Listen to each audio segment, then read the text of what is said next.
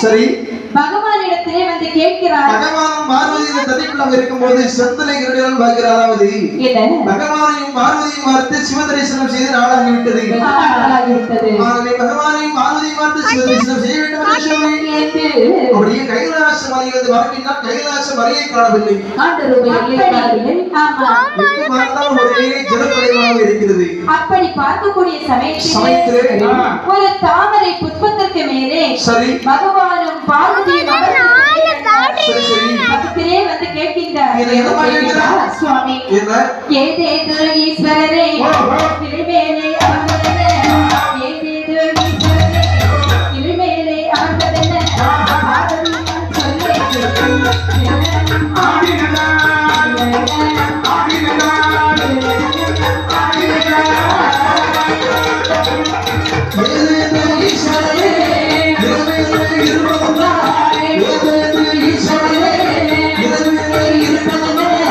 பார்வதியால் சொல்லே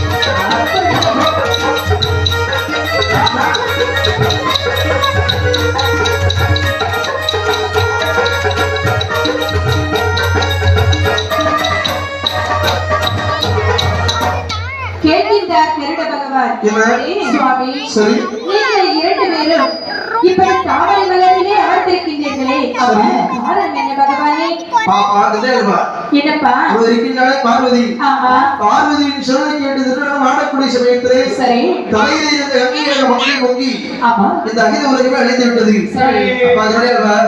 தக்க சமயத்தில் வந்திருக்கின்றாய். சொல்லுங்க சுவாமி, நான் என்ன செய்ய வேண்டும்? இந்த அழிந்து போன உலகத்தில் ஏதாவது அழியாத வஸ்து இருக்கும் என்று சொன்னால் சரி உடனடியாகவே எடுத்துக் கொண்டு வருவாய். வருகிறேன் என்று அப்படி என்று சொல்லி ஏழு கடலை சுற்றி பார்த்து வரும்போது அப்படி பார்க்கக்கூடிய சமயத்திலே செந்தலை வாழடையாடா செந்தலை வாழடையாடா செந்தலை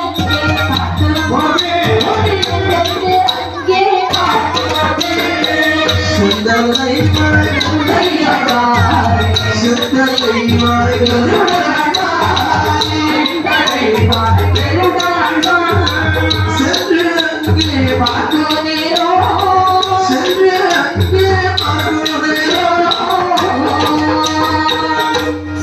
சுரபி சிந்த மணிக்கடலில்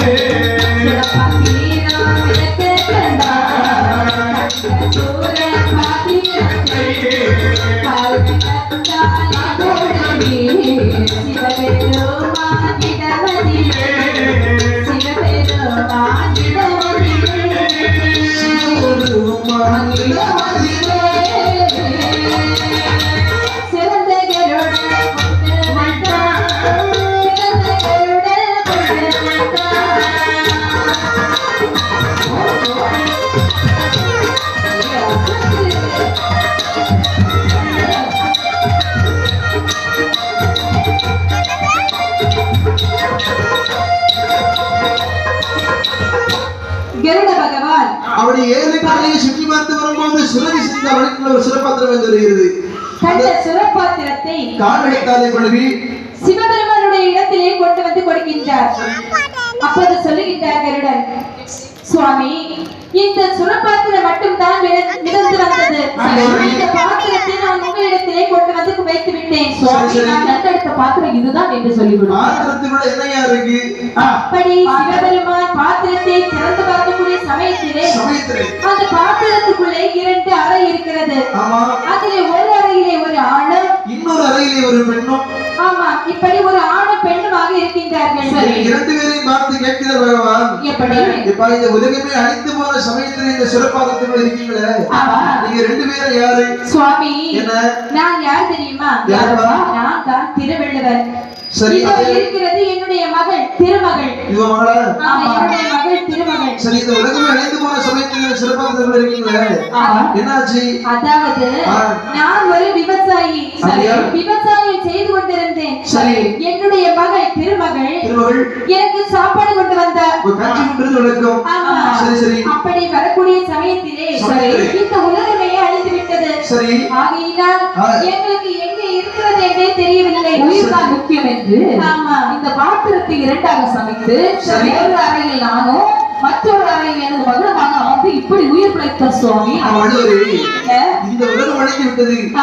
நீ வரக்கூடிய உலகத்திலே இதுவரைக்கும் உங்களுடைய மகள், உங்களுடைய மகளை உங்களுடைய மனைவியாக ஏற்றுக்கொள்ள வேண்டும். அடுத்த யுகத்தை படைக்க வேண்டும் என்றால் இந்த உலகத்திற்கு வரக்கூடிய இந்த மக்களுக்கெல்லாம் அறிவுக்கண்ணை சொல்லிக் கொடுக்க வேண்டும். சரி, அப்படி திருமகளே, உன்னுடைய தந்தை கல்விக்கு அதிபதியாகவும் நீ செல்வத்திற்கு அதிபதியாகவும் விலக வேண்டும். சரி, இப்போது ஒரு இடத்திலே அமர்ந்து கொள்ளுங்கள் என்று அவர்களை ஒரு இடத்திலே அமர வைத்து விட்டு இதை நான் நல்லா மெல்ட்